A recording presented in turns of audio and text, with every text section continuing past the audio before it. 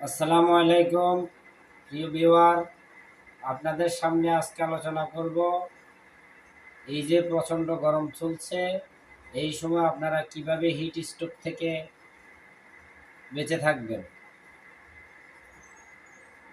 তো সর্বপ্রথম যে পয়েন্টটা নিয়ে আলোচনা করব সেটা হচ্ছে রোদ এড়িয়ে চলুন।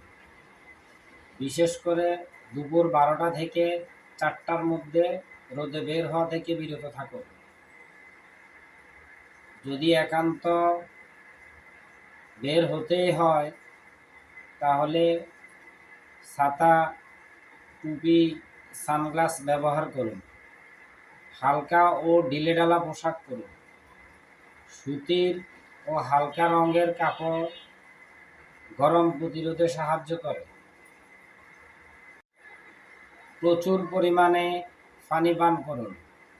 শরীরের পানি শূন্যতা রোধে বারবার পানি পান করুন। পিপাসা না থাকলেও পানি পান করুন। পানীয় ও ফলমূল খান প্রচুর, যেমন লেবুর শরবত, ডাবের পানি, তাজা ফলে থাকা জলীয় অংশ শরীর ঠান্ডা রাখতে সাহায্য করে। শরীর ঠান্ডা রাখুন। সম্ভব হলে ঠান্ডা জায়গায় থাকুন।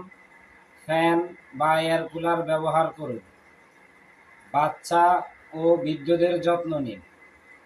বাচ্চা এবং বৃদ্ধদের এই গরমে হিট স্ট্রোকে আক্রান্ত হওয়ার সম্ভাবনা খুব বেশি থাকে।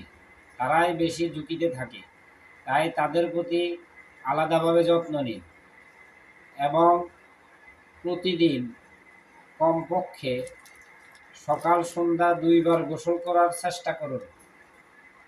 কিন্তু ঘর্মাক্ত শরীরে গোসল করা থেকে বিরত থাকুন, এতে অসুস্থ হয়ে যাওয়ার সম্ভাবনা বেশি থাকে।